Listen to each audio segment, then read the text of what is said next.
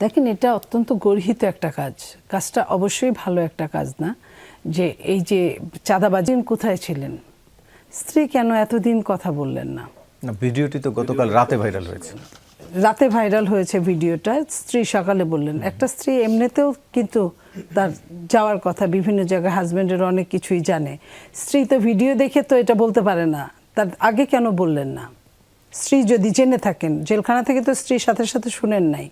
তো এই জায়গাটায় কিন্তু আমার কাছে একটা মানে মিলল না এরকম মনে হচ্ছে।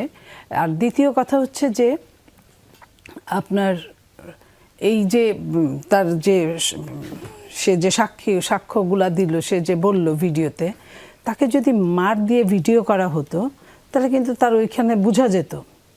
সেটা কিন্তু সেই লক্ষণটা ছিল না।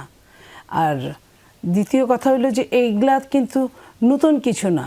এই যে ছেলে মেয়েরা যে কাজগুলো করছে তাদের এখানে কিন্তু অনেক মব, অনেক কিছুই এটা চলমান চলছে এখন। এগুলার আর কিছুই নাই।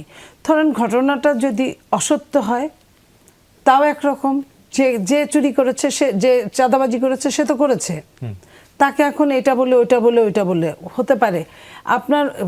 আমি তো এমনও শুনেছি যে তার স্ত্রীকে এরকম বলা হয়েছে যে তার পোস্টটা থাকবে, তার পোস্টে কিছু করবে না, আমরা তাকে আগের জায়গায় ফেরত দিব, তুমি যদি এই কথাগুলো এই বলো। তো সেইখানে তার স্ত্রী কিন্তু এখানে বলেছে যে আমার পাশে আগে কেউ ছিল না, এখন আমার পাশে এরা আছে। তো এই যে পাশে আছে, এই জিনিসগুলো কিন্তু এত সহজে মানে দেখা উচিত না। যে একটা স্থূলভাবে বললো যে ও ওই জায়গায় ভিডিও করাচ্ছে। আপনি একজন সাংবাদিক, আমি যদি আপনাকে প্রশ্ন করি যে কেউ যদি আত্মপক্ষ সমর্থনের সুযোগ নিয়ে যদি বলে আমি এই কথাগুলো বলতে চাই, আমি একাই ওইখানে ছিলাম না, আমার সিনিয়ররা ছিল, আমার সিনিয়র এটা বলছে, আপনি তো নিশ্চয়ই ভিডিও করবেন। ধরেন ওই নেতার বাড়িতেই ভিডিও হয়েছে, আপনি কি করতেন? কারণ এই যুগে সাক্ষীর জন্য কিন্তু ভিডিও, অডিও এই জিনিসগুলো খুব বেশি দরকার। এটা আজ থেকে 20 বছর 10 বছর আগে আমাদের সময় এটার দরকার পড়তো না, এখন এটার দরকার পড়ে। তো একজন সাংবাদিক যে কাজটা করেছে, সেখানে যদি আজকাল এই যে মোবাইলটা আসার জন্য আপনাদের কিন্তু অনেকের লাগে না, আমরাও কিন্তু আপনাদের ছবি তুলে সাপ্লাই দিই, বা আপনারাও বলেন যে আপা পাঠিয়ে দেন, আমরা দেখছি, ভিডিওটা করে আমার লোক যাওয়া সম্ভব হচ্ছে না।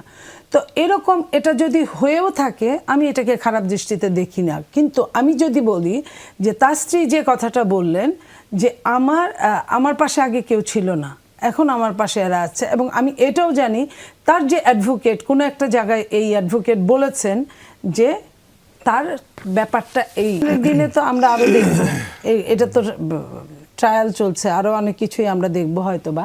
আমি এইখানে মনে করি যে এটা এই জিনিসগুলো যদি বিএনপি নেতার বাসায় ভিডিওটি হয়েও থাকে সেটি খুব একটা দোষের না, আমি সেটা বলি নাই।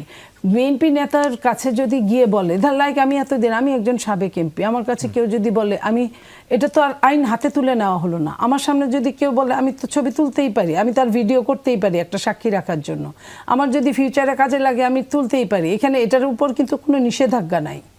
যে এই যে এটা নিয়ে যে এত কিছু বলা হচ্ছে যে ওই ড্রয়িং রুমের ছবিটাই দেখা যাচ্ছে ওইখানে, তো এটা যদি হয়েও থাকে, সে উইলিংলি দিয়েছে কিনা, এটা কিন্তু আসামি কিন্তু জেলখানায়। তার স্ত্রী যদি বলেই থাকে আজকে, তাহলে এই এতদিন স্ত্রী কেন বলল না? তার স্ত্রী আরেকটি কথা বলেছে যে 164 ধারার যে জবানবন্দি, সেখানে এই নামগুলো সে বলেনি। যদি মানে একজন অপরাধী যদি নিজে থেকে বলেই থাকে, এটা আইনের জায়গায় যাবে। বাট আমি এই স্ত্রীর কথা বলছি, স্ত্রী কেন এতদিন বলল না? ভিডিওটা প্রকাশ হওয়ার পর আজকে কেন বললেন এই কথাটা? এই ভিডিও প্রকাশ হওয়ার পরে এমন তো না যে সে হাজবেন্ডের কাছ থেকে শুনে এসেছে, তা তো না। সে তার যদি আগে আইডিয়া থাকতো, তাহলে আগে কেন? সেও তো সচেতন নাগরিক, সে তো এই দেশের নাগরিক, তারও তো 18 বছর হয়েছে, তাহলে সে কেন এই কথাটা, এই জিনিসগুলো আগে বললো না? তাহলে আগে আমরা তাহলে ওইভাবে আমরা নিতাম।